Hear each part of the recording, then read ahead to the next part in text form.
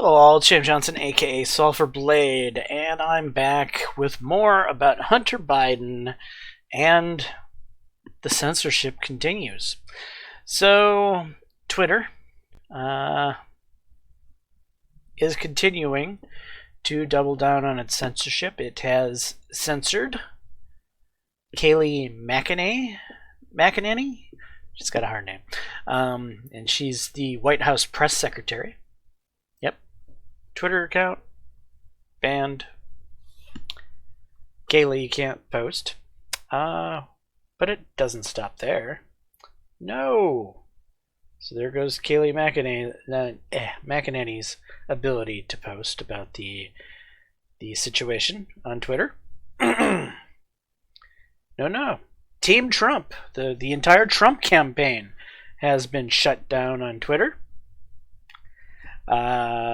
So there, you can't get any more obvious election interference than shutting down the entirety of the Trump campaign on Twitter. It doesn't get any clearer than that. Let's see, who else? Oh, yes. This is an interesting one.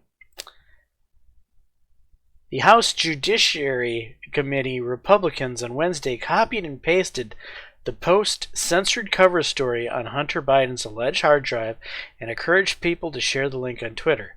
Twitter blocked users from sharing the Post's own link to the story, which describes an alleged 2015 email from the Ukraine energy company Burisma.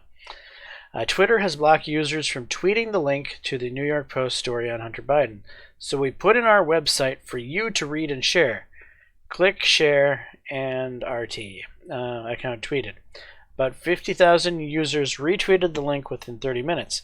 Twitter did not immediately censor the link, which directed users to a government website on an official U.S. government site.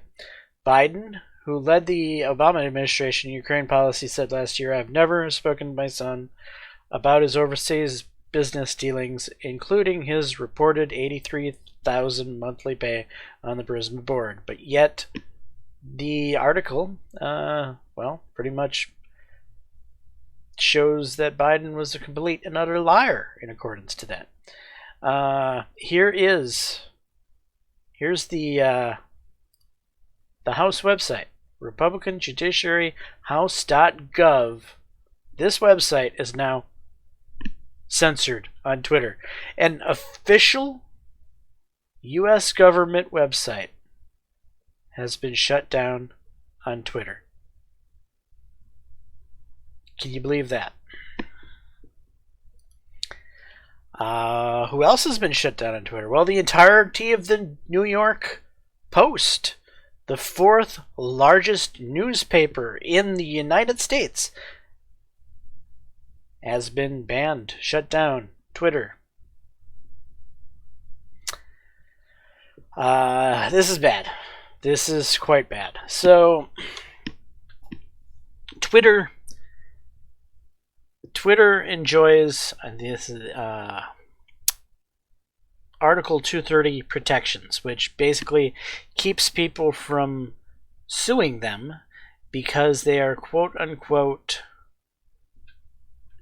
a free forum, right? A place where people share their opinions.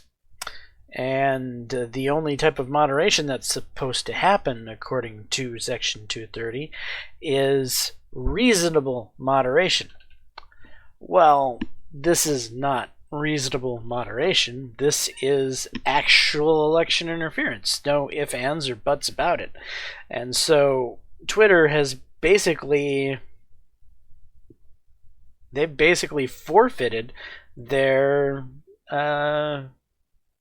Article 230 protections. In fact, people should start suing them into the ground right now because there's no way they could win a court case right now.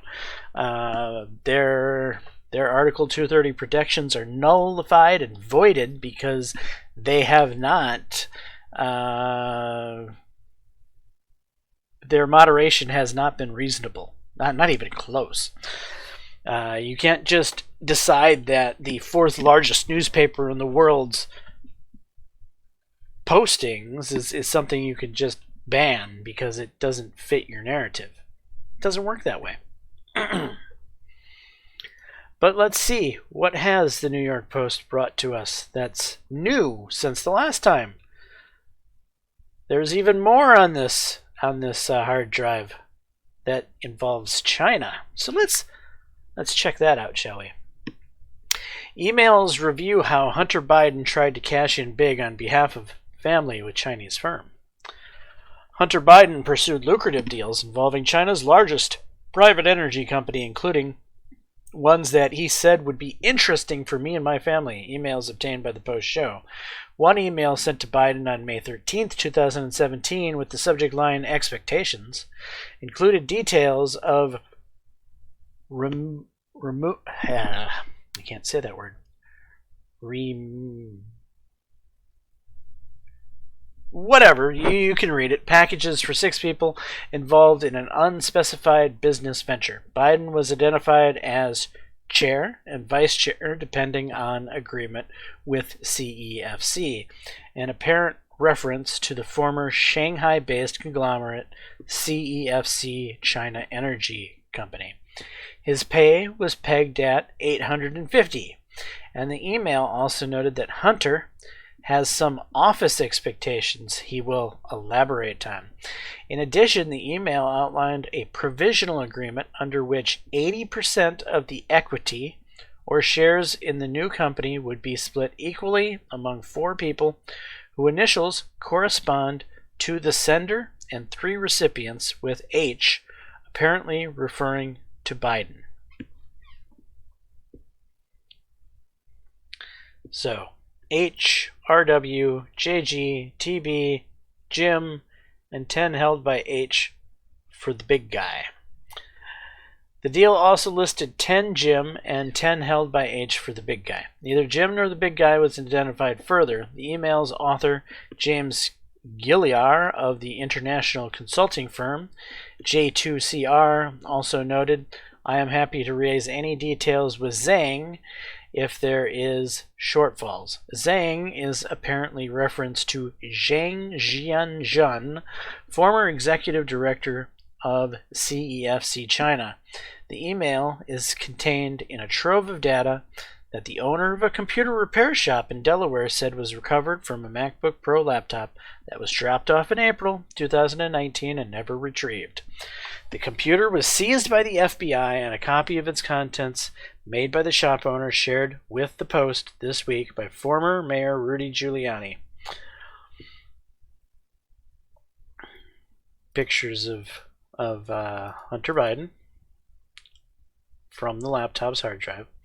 Another email sent by Biden as part of the August 2nd, 2017 chain involved the deal he struck with the since vanished chairman of the CEFC, Yi Jinming, for half ownership of a holding company that was expected to provide Biden with more than $10 million a year. Yi, who had ties to the Chinese military and intelligence service, hasn't been seen since being taken into custody by Chinese authorities in early 2018, and CEFC went bankrupt earlier this year, according to reports. Biden wrote that Yi had sweetened the terms of an earlier 3-year consulting contract with the CEFC that was to pay him $10 million annually for introductions alone.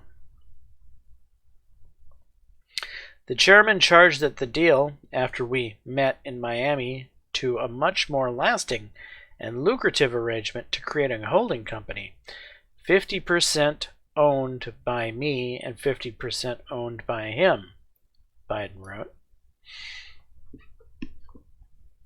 Here's my understanding is the original agreement with the director was for the consulting fees based on introductions alone, rate of $10 million per year for a 3-year guarantee totaling $3 million. The chairman changed the deal after me in Miami to a much more lasting and lucrative arrangement to create a holding company, 50% owned by me and 50% owned by him. Consulting fee in one piece of our income stream. But the reason this proposal by the chairman was so much more interesting to me and my family is that we would also be partners in the equity and profits of the JV investments. Hence, I assumed the reason for our discussion today, in which you made clear that the chairman would first get his investment capital returned and the profits would then be split 50-50.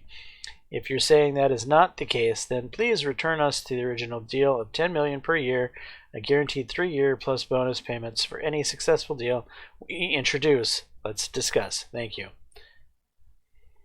Consulting fee is one piece of our income stream, but the reason this proposal by the chairman was so much more interesting. Yeah, I just read that.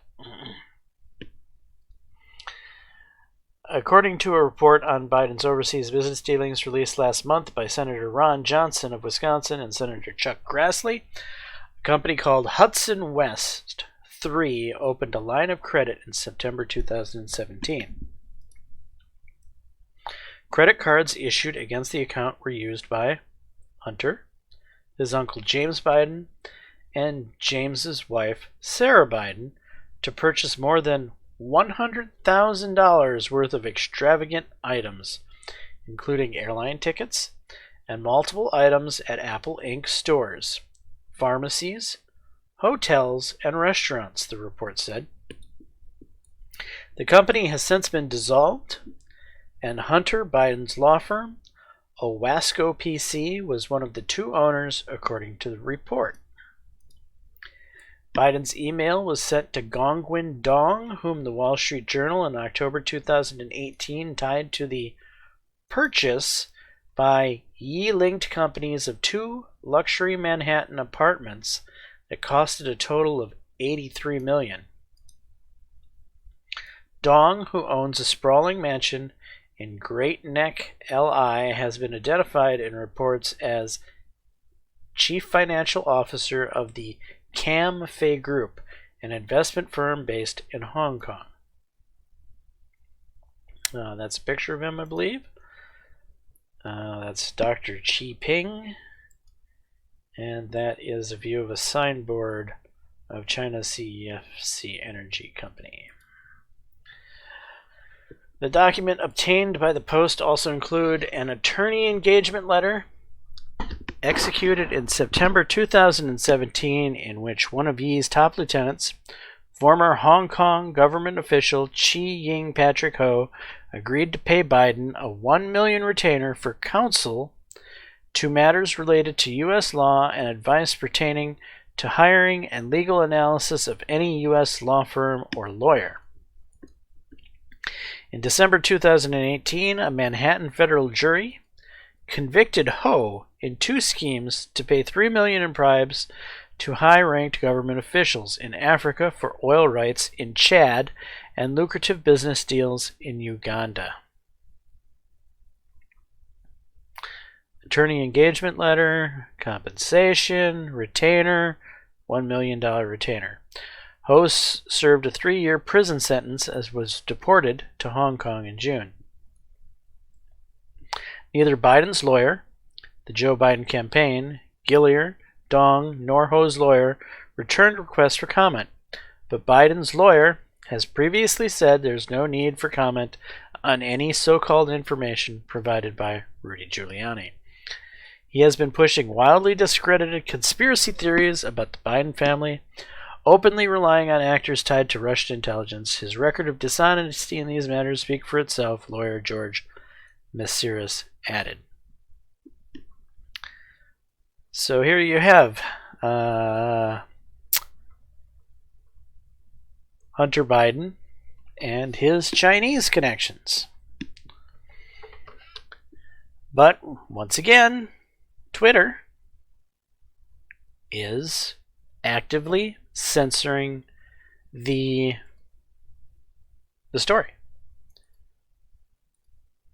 And why? Why is Twitter trying so hard to censor this story? It's ultimately turning into the Barbra Streisand effect. Anytime you try to hide a story, you go through this much trouble to try to hide this type of story, it only drags far more attention to the story and far more eyes are going to be looking at it. So, good job, Twitter. Way to really shoot yourselves in the foot. Especially now that the Senate is actually calling Jack Dempsey to appear before them to explain what the fuck they're doing. A very animated Senator Ted Cruz and the typical lackluster Lindsey Graham appeared to explain that they were calling Dorsey in front of their committee so that he could explain what the fuck's up. And hopefully the Republicans might finally get up their ass and do something about these tech conglomerates and stop this bizarre censorship and nip it in the bud, for Christ's sake. Anyway, I'm James Johnson, aka Sulfurblade. This is my content. Hopefully you're enjoying it. If so, please leave a like and subscribe.